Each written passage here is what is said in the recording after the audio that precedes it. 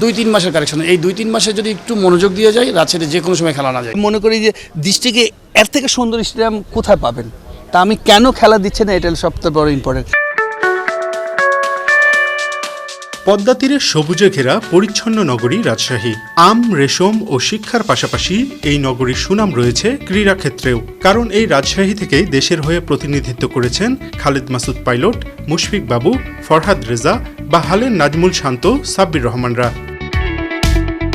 কিন্তু স্বাধীনতার ৪৫ বছর পরে এসে আজও রাজশাহীর ক্রিকেট পড়ে আছে অবহেলিত হয়েই। তবে বিসিবির বর্তমান সভাপতি আমিনুল ইসলাম বুলবুল ও বিপিএল চেয়ারম্যান মাহবুব আনাম রাজশাহীতে এবারে এসেছেন সশরীরে। জানিয়েছেন সব ঠিক থাকলে আগামী বছর থেকেই এই স্টেডিয়ামে হবে আন্তর্জাতিক ও বিপিএল ম্যাচ।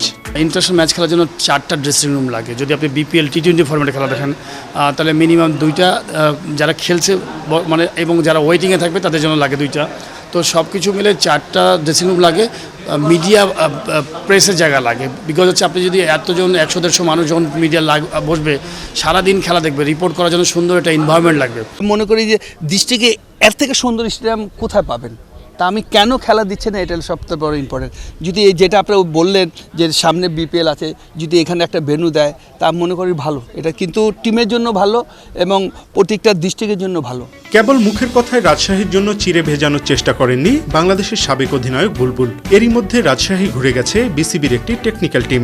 সময়ের সাথে সাথে রাজশাহী শহরের উন্নয়ন হয়েছে, তবে ক্রিকেট অবকাঠামোকে এখন আর ঠিক আন্তর্জাতিক মানের বলা যাচ্ছে না। তাই বিপিএল কিংবা আন্তর্জাতিক ম্যাচ আয়োজনের জন্য দরকার সংস্কার। ফ্যাসিলিটিস থাকবে ইন্টারন্যাশনাল ম্যাচে এখন যেটা লাগে, তারপর মনে করেন যে কমিউনিটি থাকবে, মিডিয়াতে, তারপর আপনার রেডিও, তারপরে DL scorer, electronics score board.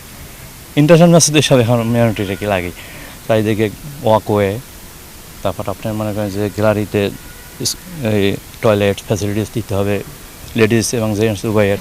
Shah Makhdum বিমানবন্দর ও 3 স্টার মানের হোটেল থাকায় আবাসন আর যোগাযোগের ব্যাপারে দুশ্চিন্তা নেই। খেলা মাঠে গড়ানোর আগে বাকি কাজগুলো শেষ করা যাবে বিশ্বাস করছেন স্থানীয় ক্রীড়া সংগঠকরা।